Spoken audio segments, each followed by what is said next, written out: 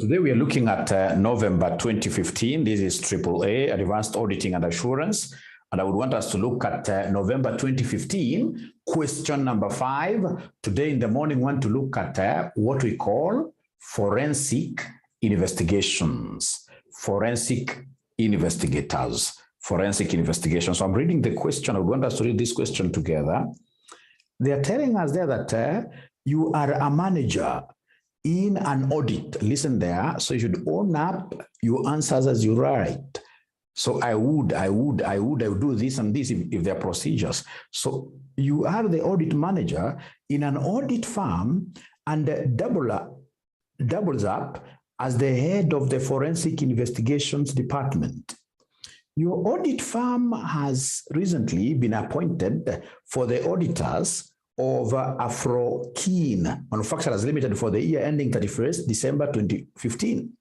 The directors of Afro-Keen Manufacturing Limited have contacted your audit firm regarding a suspected fraud relating to the company's payroll. So it's a payroll fraud scheme. It's a payroll fraud scheme. You have been assigned to undertake a forensic investigations and have held the preliminary discussions with the finance director of the company. The finance director suspects that the accountant who had been absent from work after the finance director queried the increasing cost of overtime and the casual workers' payments could be involved in some fraudulent activities. So they want us to do 3 things there, to describe 3 objectives of our forensic investigations. Describe 3 objectives of a forensic investigation. Number 2, to explain the procedure you would follow to gather evidence on the suspected payroll fraud. Number 3, assess how the code of ethics for professional accountants should be used in the process of the forensic investigation service to Afro-Keen Manufacturers Limited. So really, this is a question that I should be able to get 100%. 100%, all the marks there should be home. Should be home and be home for that matter very easily. So then I have some document that I would want to share with you first of all here, and then we get to discuss. Of course, we are 100% ATD, CPA, CS, CFFE, college, 100% virtual. We don't have a physical presence. So here we are. What are forensic investigations? We are being told that a forensic investigation is a process whereby a forensic accountant carries out procedures to gather evidence which could ultimately be used in legal proceedings or to settle some disputes. So when you talk of forensic investigations, ladies and gentlemen, I would want you to underscore the word forensic. Forensic means what here? To be used in a court of law. For purposes of what here, of course, determination of disputes. So at the end of the day, if you're doing a forensic investigation,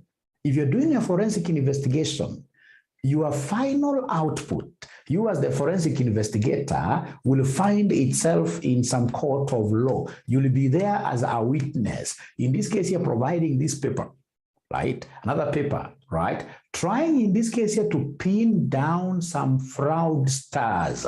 So you talk of forensic investigations. This is just like this normal audit. However, here there is a fraud that is being involved that you are trying to uncover as a forensic investigator. As a forensic investigator. Forensic means what here? Courts. Now, so I'm repeating again because this is quite a very, in this case here, common area in your exams. A forensic investigation is that process whereby a forensic accountant carries out procedures to gather what here? Evidence. Remember, ladies and gentlemen, if you want to pin down these fraudsters in a court of law, you must have what we call sufficient, appropriate evidence. So the evidence you gather must be of high quality, which could ultimately be used in legal proceedings or to settle some disputes, e.g. fraud or money laundering cases. So this is very common. What are the major objectives of a forensic investigation? The objectives. So the first objective there is to decide if a fraud actually took place. If a fraud actually took place. You know, at times, ladies and gentlemen, the owners of the business, the directors in this case here may suspect some fraud scheme, right? So they look at this person, they think that this person for sure has been stealing. You see, there is a possibility that this person has not been stealing. In office, we've got what we call office politics. We get always people trying to badmouth others in these various organizations. So if there is these allegations, it will be very important for you to get a forensic, for example, investigator, depending, of course, on the magnitude of the fraud that you're suspecting, right? So give a forensic investigator this job. So his first objective will be to determine whether indeed there is a fraud or there isn't one. So that's a first objective, to determine whether fraud actually occurred, because in some cases, it's not a fraud. Number two, discover then who engaged in this fraud. Discover the perpetrators of the fraud, and ultimately to assist in their prosecution in a court of law, right? Number three, to quantify the financial loss. If you are a forensic investigator, at the end of the day, you just don't tell us that there was fraud, that Mr. So-and-so was involved, that in this case, at the end of the day, you have to tell us, fine, this payroll scheme has been happening. This payroll fraud scheme has been happening, and up to date, we suspect that you've lost over 30 million Kenya shillings. So you must be able to quantify the financial loss. And then lastly, then, you have to produce evidence. So the other objective is to produce evidence which is sufficient and relevant enough to be used to assist in legal work here, in legal proceedings. So ladies and gentlemen, amongst these objectives that I've given you there, which objectives of forensic investigation will you never forget? Please try typing there. Which objectives of forensic investigations will you never forget? So as I wait for you to type there, remember fraud has become very big it's actually globally, right? Globally. You'll hear of very many fraud cases, and that is why forensic investigations, forensic auditing, ladies and gentlemen, is now becoming what here is now becoming a major thing. So, ladies and gentlemen, like I can see there, to decide if fraud actually took place, I love that. But remember, whenever you were asked to describe, or rather to give objectives, you must start with the word to always. So to decide if a fraud actually took place, and then somebody has given me something here, right? To provide evidence to be used in a court of law, right? To determine if fraud actually took place, that already have had it many times. Also, how that one I've had it many times. To provide evidence to be used in a court of law, great. To quantify the financial loss. To quantify the financial loss, I love that. To quantify the financial loss, I love that.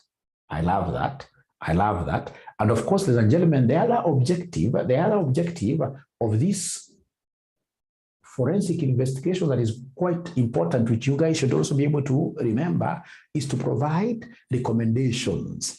You provide recommendations as to the fraud that happened, the weaknesses in internal controls that were exploited, so that in future, the same may not be repeated. So to provide recommendations to who? To management regarding how the fraud took place. And of course, whatever recommendations you give will be pertaining to the weaknesses that were exploited. And of course, now given your recommendations, then the management will be able to do what you have to put in place adequate internal controls regarding that fraud scheme to ensure that the same does not happen in the future. Very, very important. Very, very important. We have another very important, in this case, ladies and gentlemen, objective here, which is to discover the perpetrators. These fraudsters, we need to bring them to book. We need to bring them to book.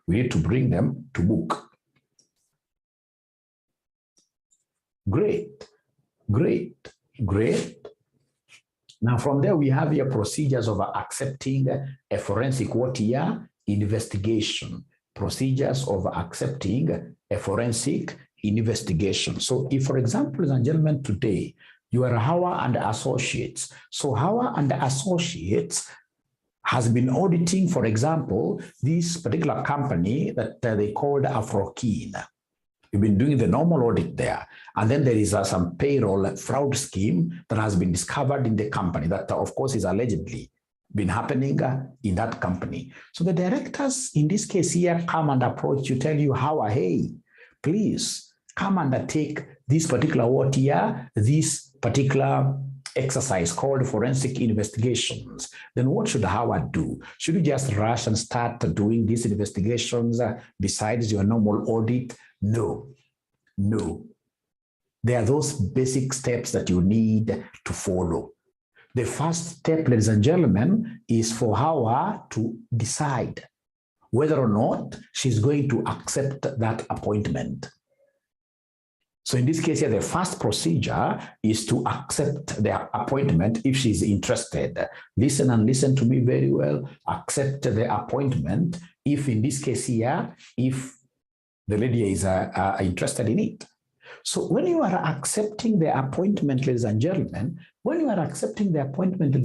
you must be bright. You must be very bright. When you are accepting the appointment, you must be very bright. Why am I saying you must be a bright person? Number one, you must consider a few things. Consider the independence of your firm. Consider the independence of your firm. Are you really independent enough? Are you independent enough? Right? Remember, independence is all about, in this case here, being objective. Shall you be able to really be very objective in this forensic investigation exercise that they're giving you?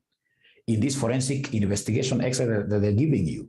So remember, objectivity or independence, we are trying to look at you being detached from the organization. We are trying to look at you being detached from the directors,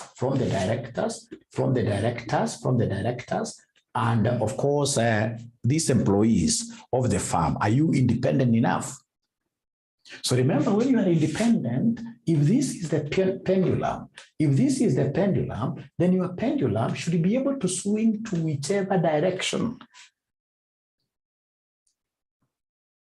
Don't say that these directors are, in this case here, the ones who are paying the piper, that have to sing to their tune. No, you have to be very objective, independent from them, so that should you collect sufficient evidence, in this case here saying that this fraud never took place, then ladies and gentlemen, I should be truthful enough and tell them, hey, you know what?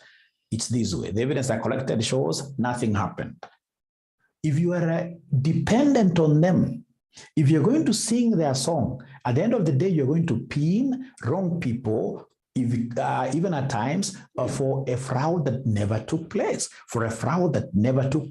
So you must be independent. And remember, we can only say that you are independent if you are good to go in terms of what here the independence frauds. I know that you guys are quite good. You know what independence frauds are?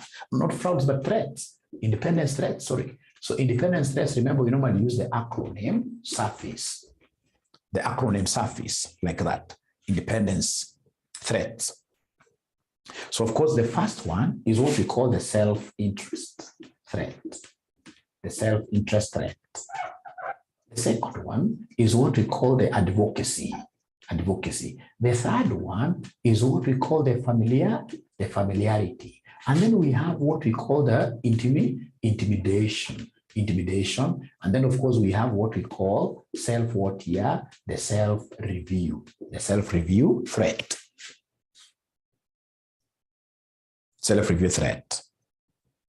Now, self-interest, ladies and gentlemen, this of course happens when you have some interest in this particular investigation that is happening. Assuming that one of these directors, or rather one of these perpetrators who is being accused is your friend, then you have an interest in the matter. You have an interest in the matter, right? You have an interest in the matter. So self-interest ensures, and gentlemen, that you really do not have any interest in the matter whatsoever, so that it will be fair enough. It will be fair enough, this particular exercise, when you're given to undertake it, right? And then we have what we call advocacy. Advocacy, if you have ever promoted, or championed the interest of your client, maybe outside there, right? Or even within this organization. So perhaps one day you are here saying that this finance director is a very nice guy, he's doing a very good job. So if you have ever promoted some position regarding a particular person, regarding a particular situation, ladies and gentlemen, and then now later on you're being called to come and do an investigation, there is no way you'll be independent. Already in this case, you took sides. People already know that you are here. You are here. So there is no way later on when you discover you are, or when you try to gather sufficient audit evidence, and you realize that this person stole, if you come to us and tell us etc, or rather if you tell us that this man is good, we'll say, after all, this person, in this case here, they started working together long time. After all, this person has been saying very positive things about this perpetrator. So advocacy is all about you having, ladies and gentlemen, defended some position. For example, you went and said outside there, even on the media, that this company is so good, etc. So automatically you'll be considered to be the company's what here advocate.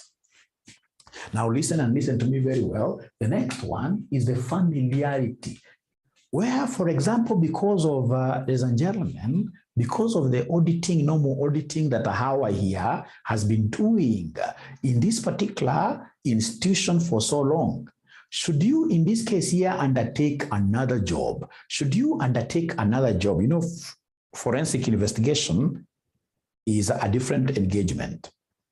You may realize that now you start interacting with this director so often.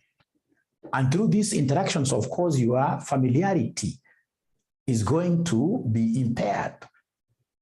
You'll be so familiar with these people. When you become so familiar with these people, I mean, it is your independence that will be impaired. Because now once you have become so familiar with them, so you become like family. And once you become like family, then you will not be independent. You would want to defend the position of these directors, for instance, so that at the end of the day, you end up crucifying people who are not supposed to be crucified, people who are as white as what here as cotton wool, right? So we have the concept of family. Familiarity is that aspect of being, or rather staying together for a long time, or doing so many things with these people until you get to talk so much. Remember, ladies and gentlemen, an auditor or an investigator should be able to exercise what we call professional what here, skepticism, where you doubt everybody. That is what helps. And once we become so familiar with each other, chances are I will not be that objective. I will not be independent. Now, from there, ladies and gentlemen, we have the concept of what here, intimidation. Intimidation is where we have now what we call, where we shall be under undue what here, under undue pressure to produce some particular type of outcome. Right? Remember, like the other day, we had this music copyright. Music copyright was being audited by who? By Ronalds and Associates. It's a practical case. You can even Google it up. So there was a lot of pressure for the auditor to give a particular type of what an outcome. The directors wanted this auditor to go and say, hey, there wasn't any fraud, right? Remember, these were their normal auditors. Their normal auditors who had been given what here, an extension, would have been given an extra work of doing forensic investigation, right? So should you feel really that the pressure you are getting is too much to lean on some particular outcome, you need to know that that one will compromise your independence. Your independence will be what here will be impaired. You would rather not accept that particular appointment. Or if you are already in it, consider doing what here is resigning. Consider resigning. So then we have self-review. Self-review, ladies and gentlemen, normally how does it happen? This self-review When, for example, you are doing the normal audit, you are, of course, in this case, you're producing what we call working papers. Working papers. So, for example, we produced a working paper regarding the payroll in the previous periods. And then later on, you're told in this case that there is this particular fraud, the payroll, there is this particular fraud payroll scheme that has been happening. So you may be forced, ladies and gentlemen, here to retrieve some of your working papers that you had produced earlier on. And then here you are trying to relook at them. So even if there are errors that you got into yourself, now that you are reviewing your own work, ladies and gentlemen, there is no way you should be able to disclose, because who would want to make a fool of themselves outside there? Nobody. And even chances are you may not even be able to look at them critically, because you are looking at your own work. Right? You may not be that skeptical as you're required here by this great profession here to be, because you're looking at your own job, right? So there is that threat of what yourself review. So you're saying, ladies and gentlemen, that the first thing that you're supposed to do before you accept your appointment, you must ensure that you are going to be objective. Remember, this is a very serious assignment. Don't go for it purely because of what here, the money aspect. No. Go to this knowing that they are very serious what here, like now this intimidation threat. Remember, now you're going to engage in an exercise where fraud is involved. There are fraudsters.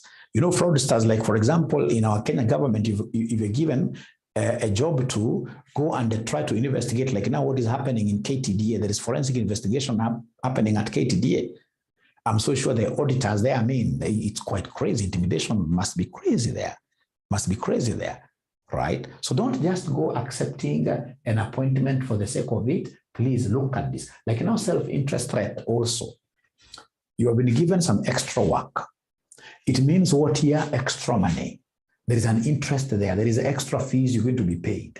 How does this self-interest arise there? Remember, with this extra money, you're going to be over-dependent in this single organization, because now you're going to draw lots of income from one client. When you draw lots of income from one client, automatically a self-interest threat arises. Why? Because in the future, for example, these guys will come and tell you, the directors, we want us to say that this person stole money.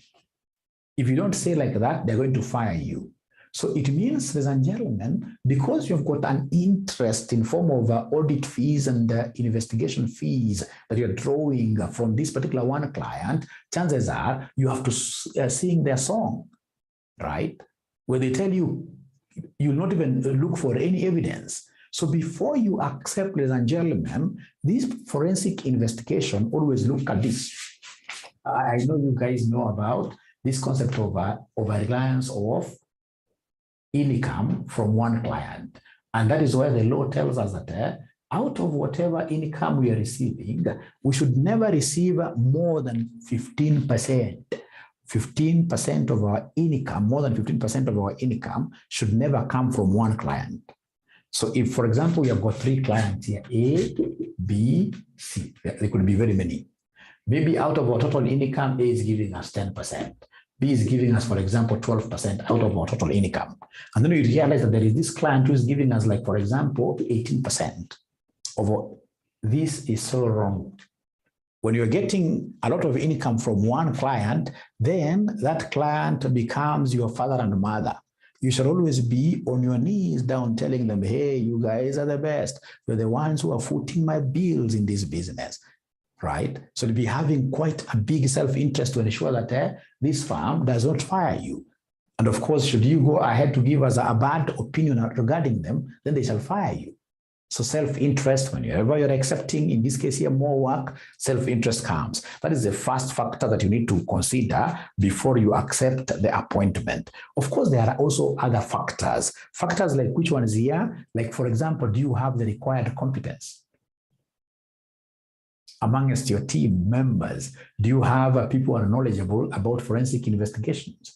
Remember, here, forensic investigations is like you need some people who are as good as lawyers, because you have to prepare affidavits. When you shall be doing this interviewing, the fraudsters, for example, and other employees, you would want them to swear. So do you have that competence in the organization? Do you have that experience?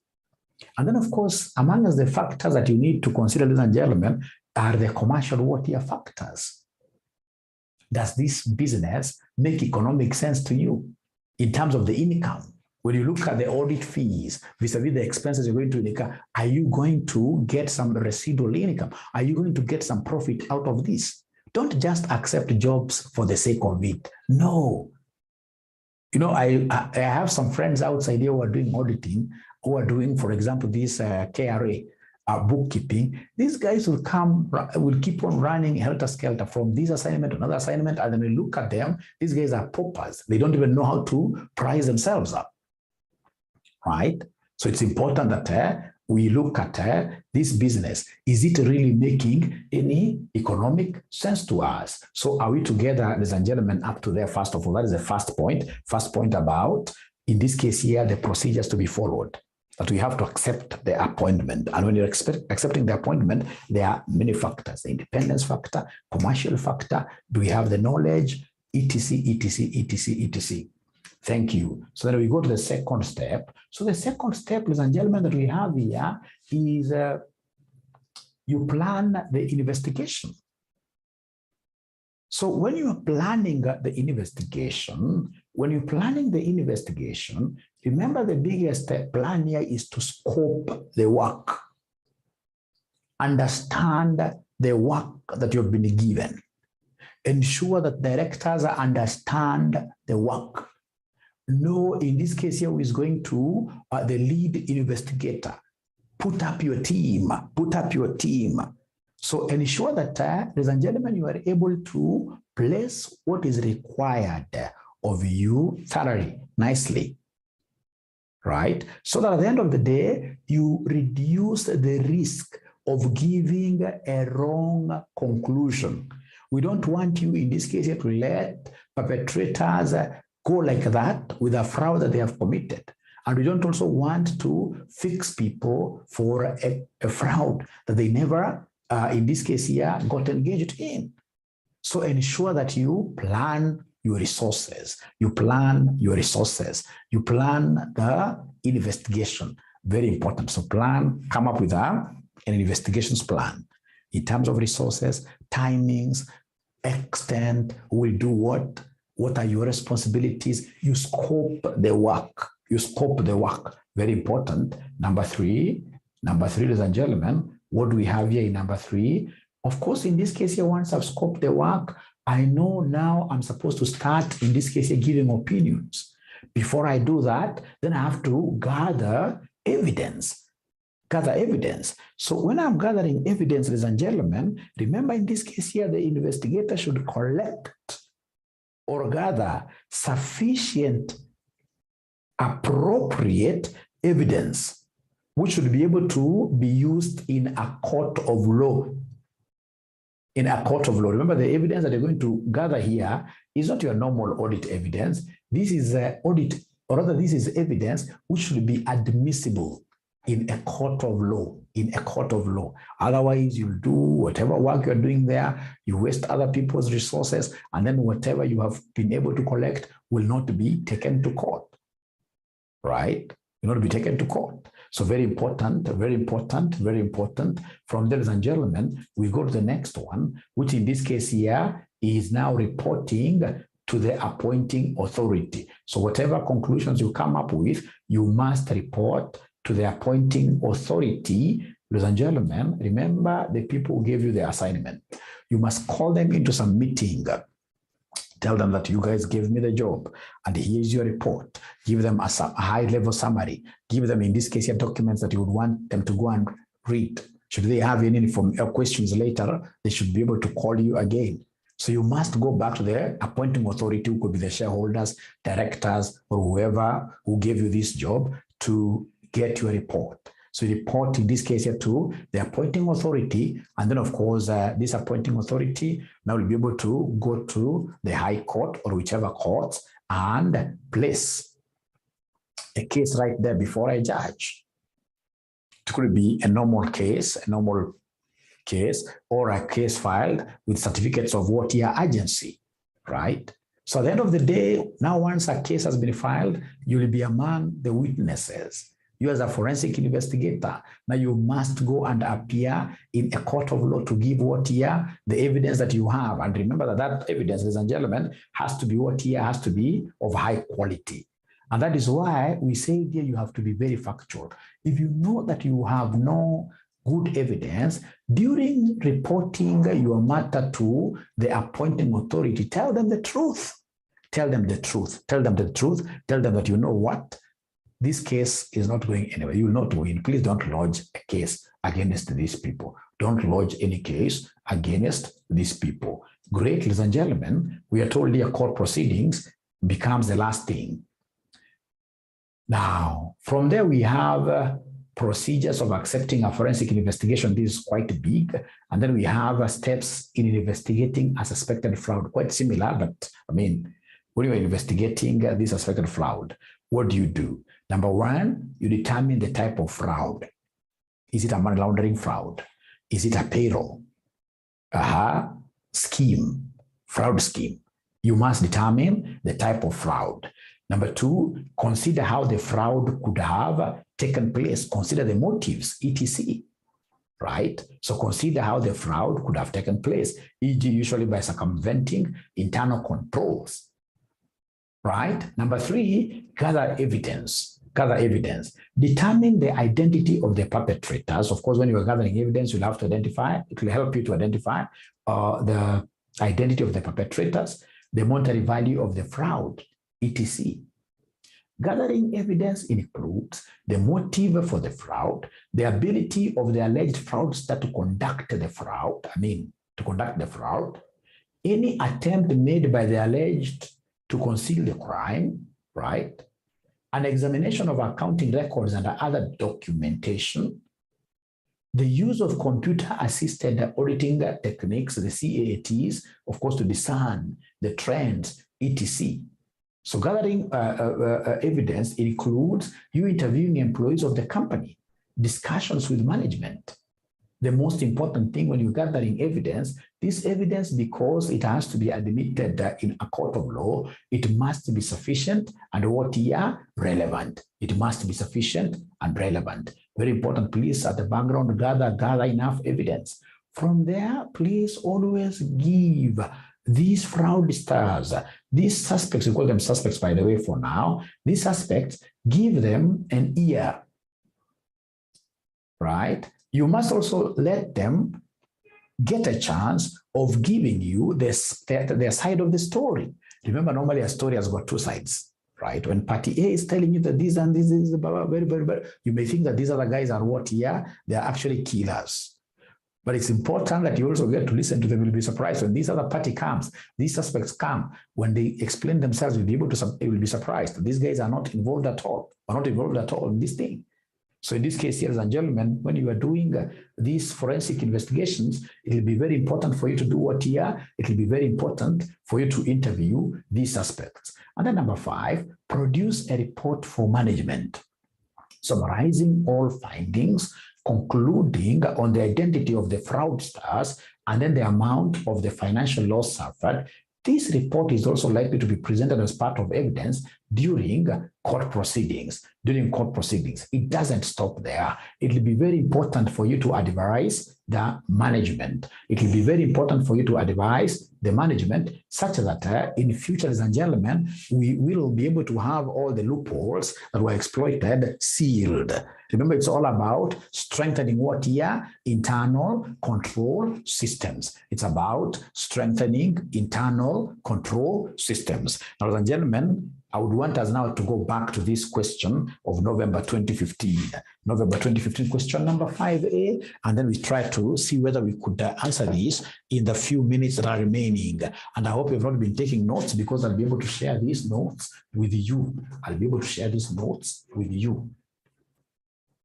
Great. So in this case, we have here November 2015. Question number 5 was quite an interesting question. Question number 5, I'll only read the requirement side. I'll only read the requirement side. So part A, they wanted us to describe 3 objectives of a forensic investigation. Number 2, explain the procedure you'd follow to gather evidence on the suspected payroll fraud. On the suspected payroll fraud. And then we have here, assess how the code of ethics for professional accountants should be used in the provision of the forensic investigation services to Afro-Keen Manufacturers Limited. So now we are the ones answering this. We start with the first one. Describe 3 objectives of a forensic investigation. Now, I should really be very quiet on this. 3 objectives of a forensic investigation. 3 objectives. We've done that before, but please don't get tired. No. And please don't look at your answers. Just try to type there very fast. To decide if a fraud actually took place. I love that. 2. Always ensure that you start with the word 2. To quantify the financial loss. To quantify the financial loss.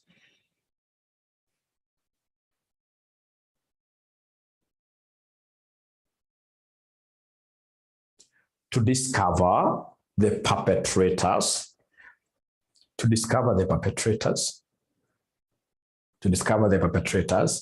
To produce evidence which will be used in a court of law. But now remember, the key word there is describe.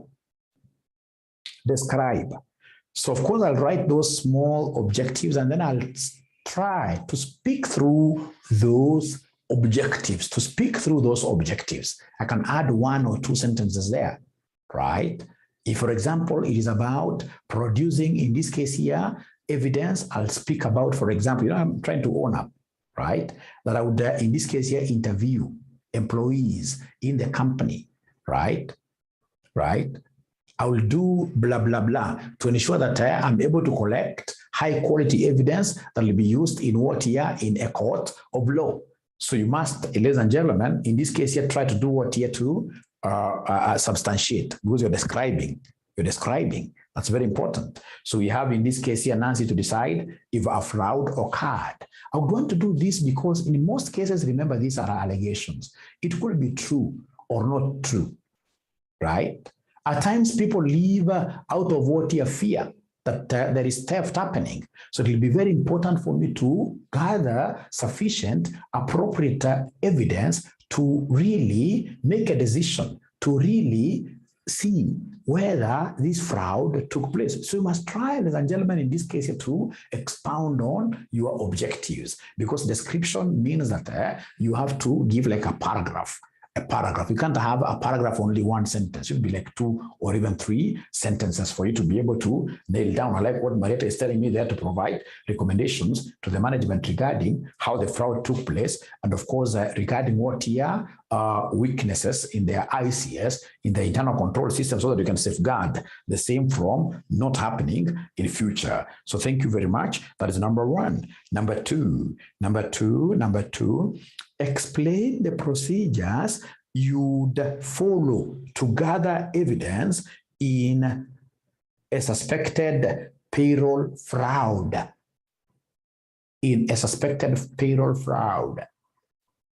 What procedures would you follow in gathering evidence in this suspected payroll fraud scheme? Could you kindly help me out here?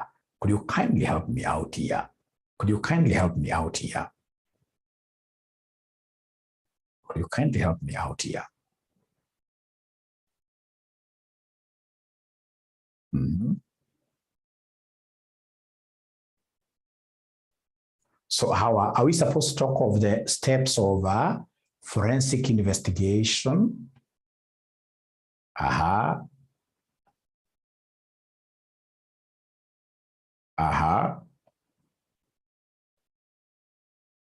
Determine the type of the fraud. They have already told you it's a fraud, it's a payroll fraud, it's a payroll fraud, it's a payroll fraud. Obtain a list of employees of the company, which will be accompanied by salary ranges of employees, do recalculations to quantify the fraud, to quantify the fraud. Now I'm seeing very good things here. I'm seeing very good things there. I'm seeing great things there. I'm seeing great things there. I'm seeing great things there.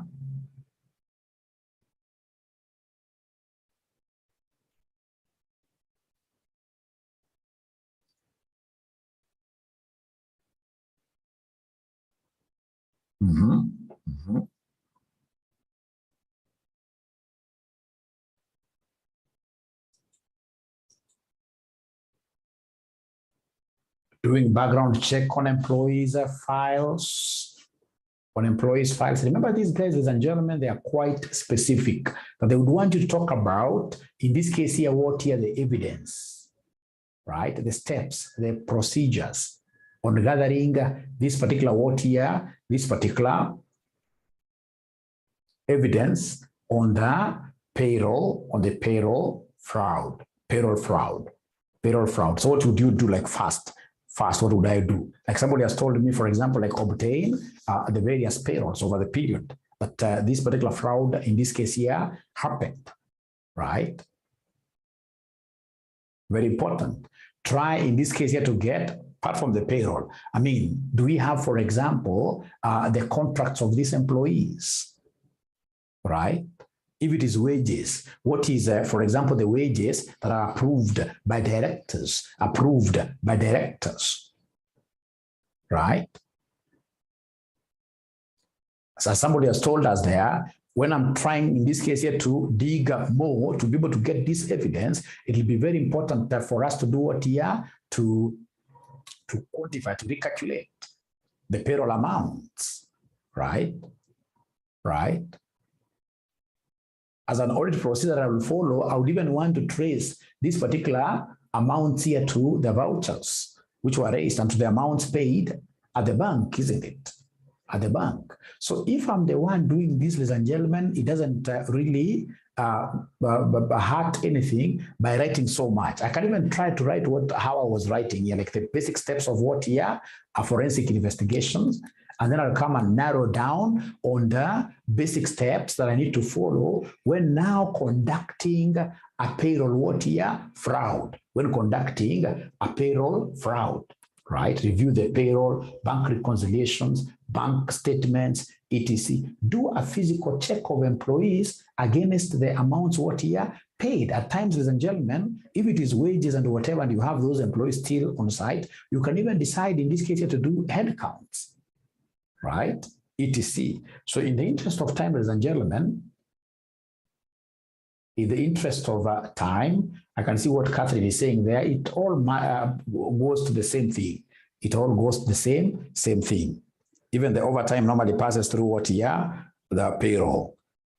There'll be banks involved, etc. So they want us to assess how the code of ethics for professional accountants should be used in the provision of the forensic investigation service to African manufacturers. So they want us to look at the code of ethics. Code of ethics, we have got 5 principles there.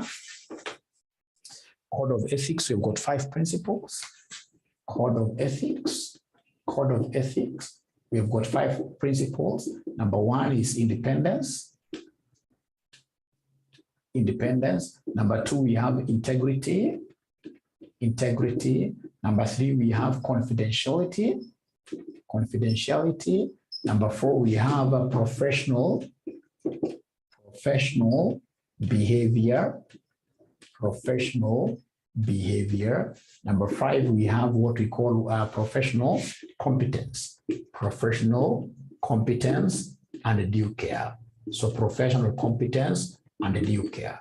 So in terms of this, ladies and gentlemen, forensic investigations, it will be very important, for example, professionally, for this particular auditor to ensure that he or she is competent, does she have the competence that is much needed to undertake this exercise? If she has that competence, then automatically we'll be able to say that he or she will take care.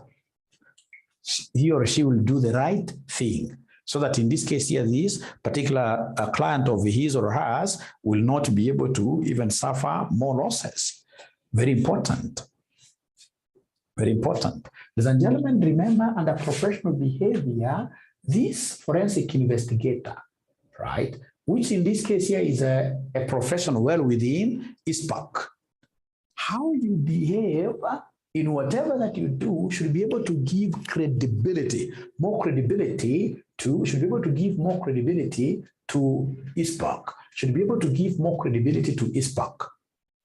So in short, don't get here and go to bed with these fraudsters, because if you go to bed with these fraudsters, at the end of the day, you are also a thief. That is misbehavior.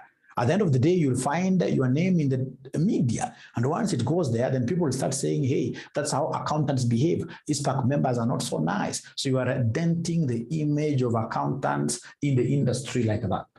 Confidentiality, ladies and gentlemen, of course, will be coming across quite secretive information.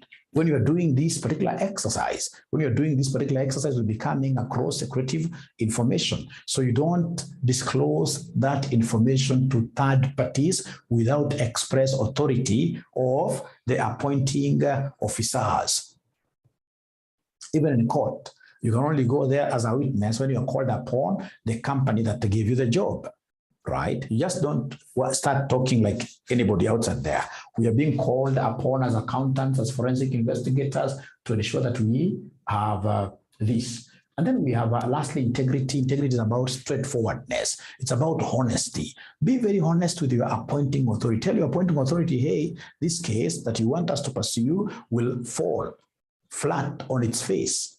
I mean, we don't have enough evidence. So be very honest. Very, very important, ladies and gentlemen. From there, we have the concept of what here, independence. Of course, this one, you can only nail this down very well when you talk about what here, the independence threats, using the concept of what here, Mr. Who? Mr. Msafi, Mr. Surface. And I've already been able to explain to you what surface means. So what surface means, ladies and gentlemen, remember, here we have the self-interest, advocacy, familiarity, we have intimidation, we have self-what here, self-review. Once you mention that, and remember you are describing this in paragraph format, then you will be able to get all the marks. Remember, students fail in this particular paper simply because they don't know how to structure their answers. They don't know how to structure their answers. So, ladies and gentlemen, we have come to the end of this. Very important, ladies and gentlemen. Nowadays, please, you don't need to go to anybody's physical class. Avoid physical classes as plague. They're expensive and, of course, ineffective at the end of the day. Just trust the online sources. Online, remember, ladies and gentlemen, way of teaching. Like, this video, you can post it, take notes you'd want to take, etc., etc. Things become what here, simple in the online platform. So remember, this is RCM Online College. We do not have any physical presence, but we are the biggest. We are the biggest online training institution that supports thousands and thousands of students across East Africa. So please, this is my YouTube channel. Ensure that you like it. Ensure that you like my posts, comment on my posts, ask questions there, right? And most importantly, subscribe. So thank you. I look forward to teaching you again in the near future.